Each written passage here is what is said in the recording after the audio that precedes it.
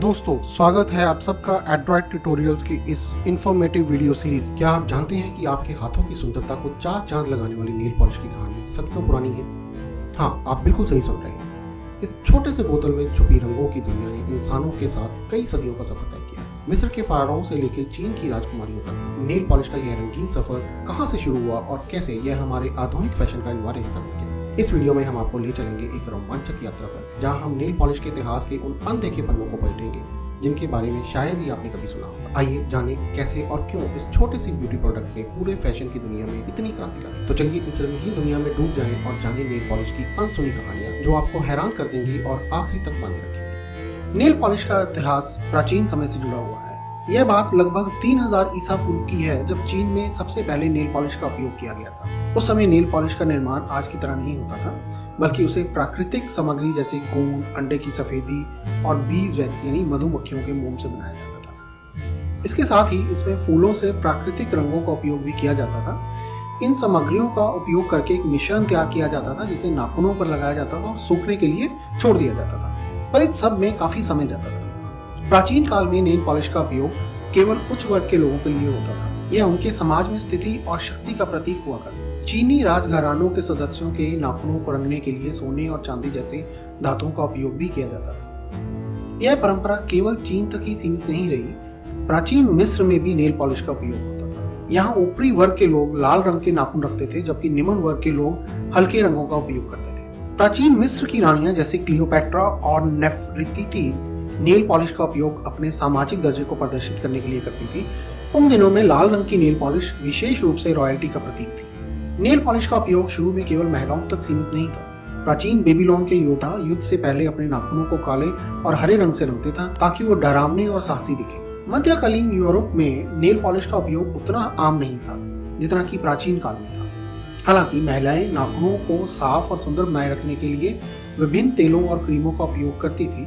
इस समय नाखूनों की देखभाल और सुंदरता पर ध्यान अधिक था, लेकिन नेल पॉलिश का उपयोग सीमित था। आधुनिक नेल पॉलिश का विकास 19वीं शताब्दी के अंत और 20वीं शताब्दी के शुरू में हुआ।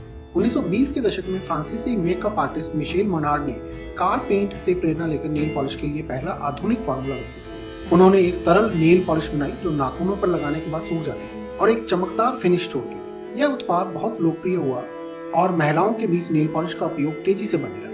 मेनार्ड ने इस फार्मूला में नाइट्रोसेलुलोज का उपयोग किया, जिसे अल्कोहल में घोलकर एक स्थिर मिश्रण तैयार किया गया। इस मिश्रण में रंग जोड़कर इसे नेल पॉलिश के रूप में उपयोग किया गया। यह फार्मूला बहुत सफल हुआ, क्योंकि यह न केवल नाखूनों पर अच्छी तरह से चिपकता था, बल्कि लंबे समय तक टिकता भी था। सन 1932 में चार्ल्स रेवसन और उनके भाई जोसेफ रेवसन और एक केमिस्ट चार्ल्स लाचमैन ने मिलकर रेवलॉन कंपनी की स्थापना की। उन्होंने मेनार्ड के फार्मूला में और अधिक सुधार किया और इसे व्यावसायिक रूप से तैयार किया।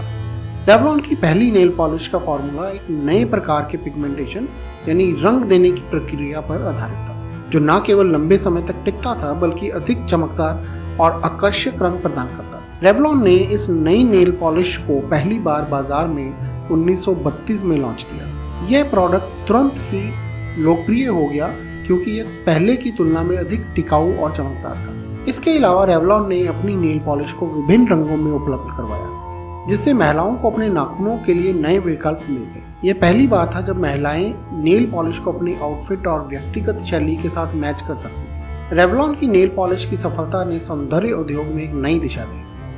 1940 और 1950 के दशकों में नेल पॉलिश का उपयोग तेजी से बढ़ने लगा। इस समय रेवलॉन ने न केवल नेल पॉलिश के नए रंगों का विकास किया, बल्कि उन्होंने एक नए फैशन स्टेटमेंट के रूप में पेश किया। कंपनी ने अपनी नेल पॉलिश का विज्ञापन विभिन्न पत्रिकाओं और पोस्टरों में किया, जिससे यह उत्पाद और भी लोकप्रिय हो गया। 1950 के दशक में फ्रेंच मैनिक्योर की शुरुआत हुई, जिसे नाखूनों की टिप्स को सफेद रंग में रंगा जाता था और बाकी नाखून को प्राकृतिक गुलाबी रंग में। यह शैली भी बहुत लोकप्रिय हुई और आज भी इसका उपयोग किया जाता है। 1970 और 1980 के दशकों में नेल आर्ट का चलन बढ़ने लगा। इस दौर में नेल पॉलिश के साथ साथ विभिन्न डिजाइन और सजावटी तत्वों का उपयोग भी शुरू हुआ। नेल पॉलिश अब केवल नाखूनों को रंगने का साधन नहीं रह गया था, बल्कि यह एक कला के रूप में विकसित हो गया था। आज नेल पॉलिश सौंदर्य उद्योग का एक महत्वपूर्ण हिस्सा बन चुका है। रेवलॉन की पहली कमर्शियल नेल पॉलिश ने जिस उद्योग की नींव रखी थी, अब वह एक अरबों डॉलर का उद्योग बन चुका है। नेल पॉलिश के नए नए प्रकार जैसे कि jail nail polish, matte finish और वीगन नेल पॉलिश ने इसे और भी अधिक विविध और आकर्षक बना दिया है। नेल पॉलिश का उपयोग आज केवल महिलाओं तक सीमित नहीं है, पुरुष भी इसे फैशन के रूप में अपना रहे हैं। इसके अलावा नेल पॉलिश के फॉर्मूला में भी सुधार हुआ है, जिसमें हानिकारक रसायनों का उपयोग कम कर दिया गया है और पर्यावरण के अनुकूल विकल्प उपलब्ध कराए गए। तो दोस्तों, नेल पॉलिश का इतिहास और विकास हमें यह दिखाता है कि कैसे सौंदर्य और फैशन के क्षेत्र में नवाचार और रचनात्मकता ने एक साधारण से उत्पाद को एक महत्वपूर्ण सांस्कृतिक प्रतीक बना दिया है। तो दोस्तों, ये थी कहानी नेल पॉलिश। ऐसी ही और रोचक जानकारियों के लिए वीडियो को लाइक और चैनल को सब्सक्राइब कीजिए और बेल आइकन दबाना बिल्कुल मत भूलिएगा।